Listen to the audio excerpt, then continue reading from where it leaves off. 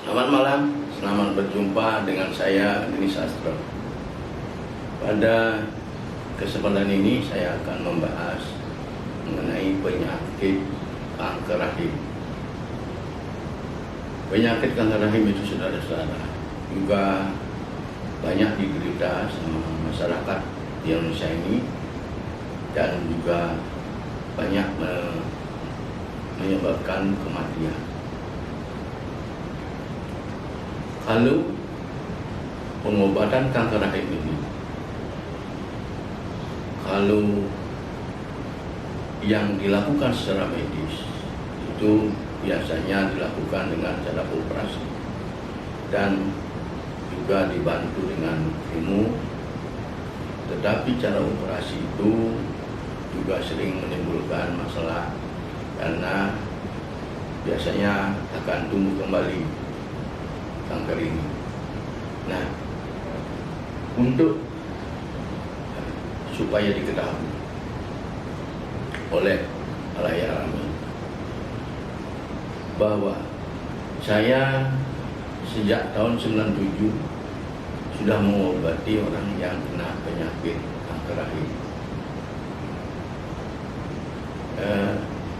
Semua pasien yang saya obati itu sembuh total dan tidak ada lagi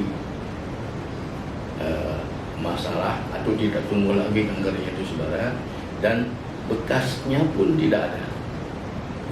Menurut keterangan medis, setelah saya selesai menjalankan tindakan-tindakan, maka biasanya setelah saya melihat bahwa virusnya sudah tidak ada, kankernya sudah tidak ada, itu biasanya saya sarankan supaya kembali ke dokter untuk memeriksakan dan untuk dibawa ke lab. Nah, biasanya itu bekasnya aja tidak ada, bekas kankernya aja itu tidak ada. Itulah yang saya alami ya, yang sebagai seorang penyembuh. Itu laporan-laporan yang saya terima dari pasien-pasien saya. Sedemikian yang dia ceritakan apa adanya. Nah, sekarang tentu kalian ingin tahu bagaimana sih caranya mengobati penyakit kanker rahim. Ini sebenarnya sama. Cara saya mengobati penyakit kanker rahim itu sama sebenarnya dengan yang lainnya. Hanya berbeda sedikit-sedikit sesuai dengan kondisi, saudara. Sesuai dengan kondisi. Nah, kalau pasien saya mengidap kanker rahim itu biasanya ketika mereka datang ke saya ada keluhan di rahimnya, saya biasanya menyarankan supaya periksa dokter. Jadi diperiksakan dulu rahimnya ke dokter, nanti hasilnya baru dibawa ke saya. Nah, hasilnya itu beraneka ragam, tapi lebih banyak itu yang hasilnya stadium 4 yang sudah harus dioperasi. Nah, biasanya si pasien ini bertanya bagaimana caranya di saya. Nah, untuk mengobati kanker rahim ini, maka saya pasti melakukan pijit di telapak kakinya. Ini gunanya untuk supaya darahnya lancar. Ketika saya nanti mengobati virusnya itu supaya mati, supaya virusnya itu cepat habis. Itu yang saya lakukan. Pertama dipijat kakinya. Agak serak saudara habis olahraga. Dipijat kakinya. Setelah dipijat kakinya, baru kemudian saya lakukan pengobatan lanjutan, yaitu dengan cara dibalur di bagian perut. Jadi dari bagian perutnya, dari pusar ini ya sampai ke anus, itu saya dibaluri dengan ramuan. Seperti yang lainnya, ramuan yang saya gunakan adalah ramuan yang saya ambil dari ilmu pengetahuan Taru Pramano yang ada di pusaka pengobatan Bali, yaitu di Usada Bali. Di Usada Bali itu tergabung dari bermacam pengobatan, yaitu ada di antaranya Taru Pramano. Nah, Taru Pramano ini bahannya itu walaupun dibuat resepnya itu dibuat di Bali, tetapi pohon-pohonnya tidak ada di Bali, saudara. Itu biasanya adanya di luar Bali, tetapi yang pada saat ini lebih banyak ada di luar negeri, jadi banyak diimpor, jarang ada di Indonesia. Nah itu kenapa harus saya memakai media seperti itu? Karena media itu sangat bagus untuk membantu penyembuhan seseorang. Dan media ini juga seperti yang lainnya hanya bisa dijalankan oleh orang yang sudah memiliki dharma atau iman. Kalau tidak memiliki dharma atau tidak memiliki iman, tidak sulit. Saya belum pernah melihat orang yang bisa menyembuhkan penyakit kanker rahim ini. Ini virusnya atau yang di Bali disebut upas, ini hanya bisa dimatikan oleh orang yang memiliki dharma. Tetapi bisa juga seorang yang memiliki dharma seperti saya ini tidak menggunakan ramuan, bisa langsung saya pegang, tetapi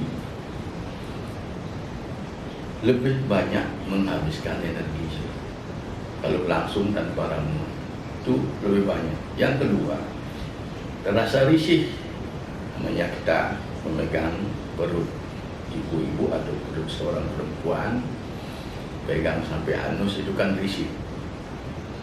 Nah, jadi biasanya supaya menghindari hal-hal yang tidak diinginkan, yaitu saya pakai ramuan. Dan ramuan ini tidak sembarang, ini ramuan dari Taru Pramano.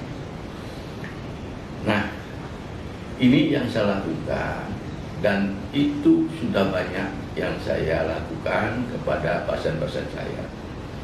Dan ya, saya bersyukur semua pasien saya sembuh, tidak ada lagi keluhan, dan bukan kanker rahimnya saja yang sembuh, tetapi seluruh penyakit yang ada di badannya juga saya obati.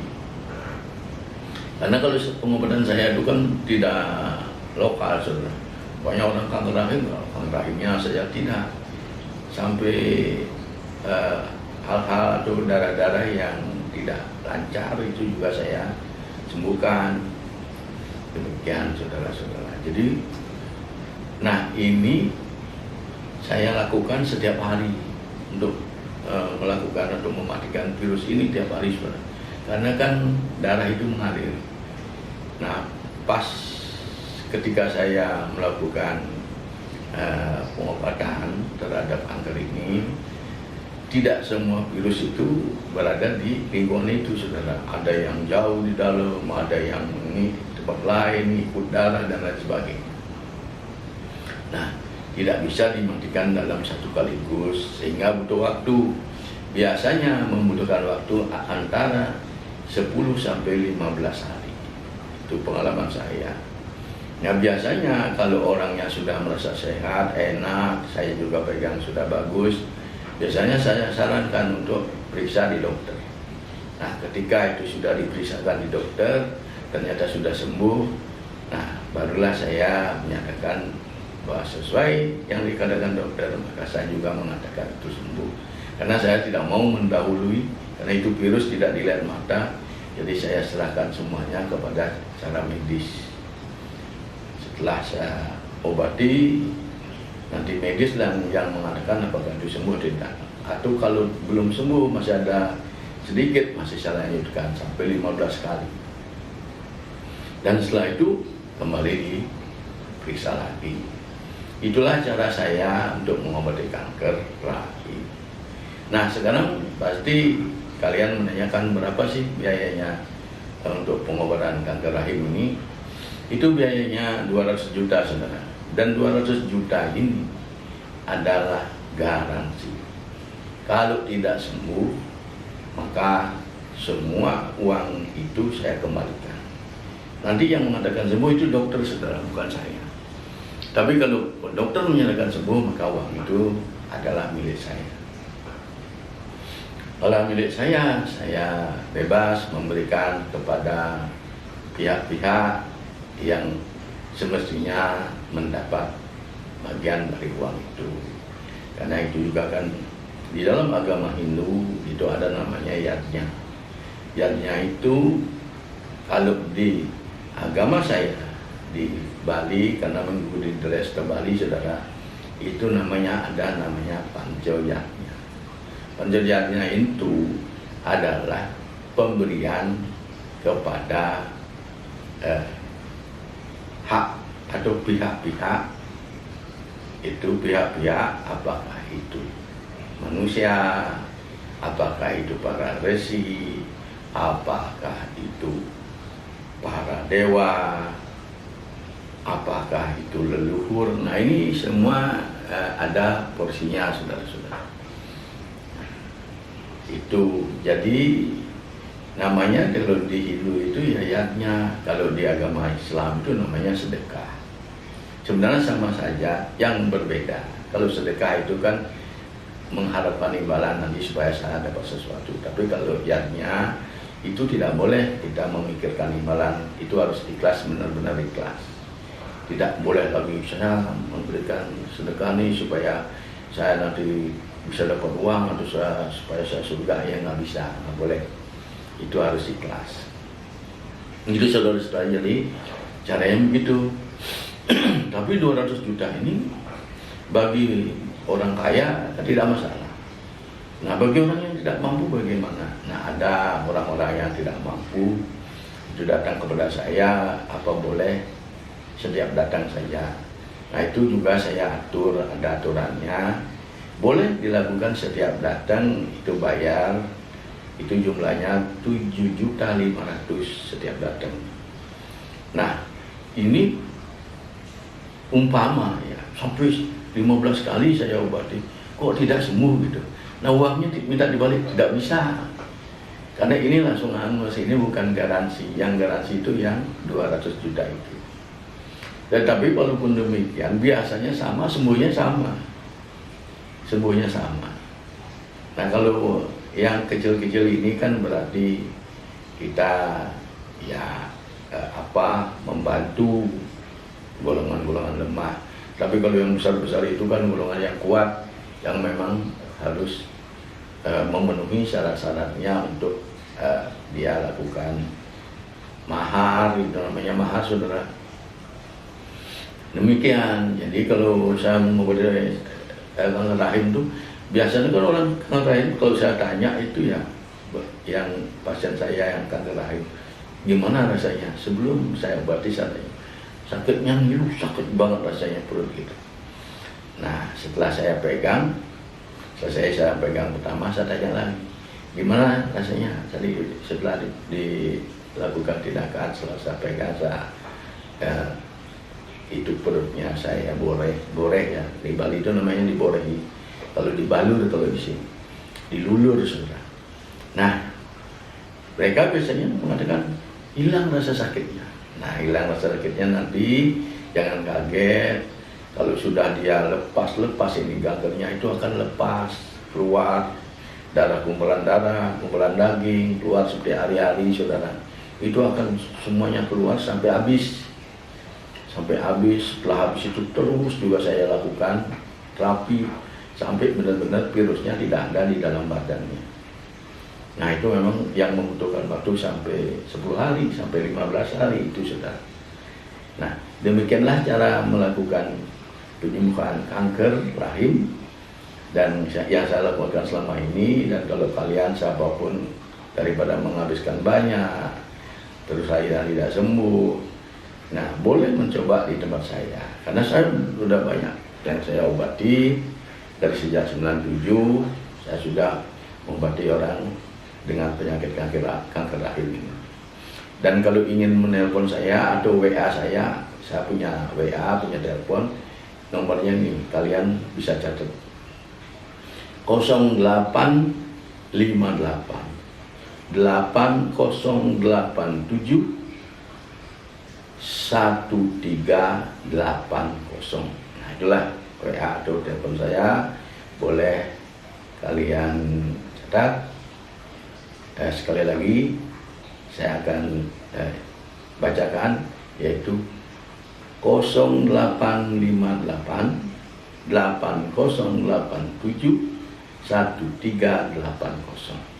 Demikian saudara-saudara, semoga ini bermanfaat.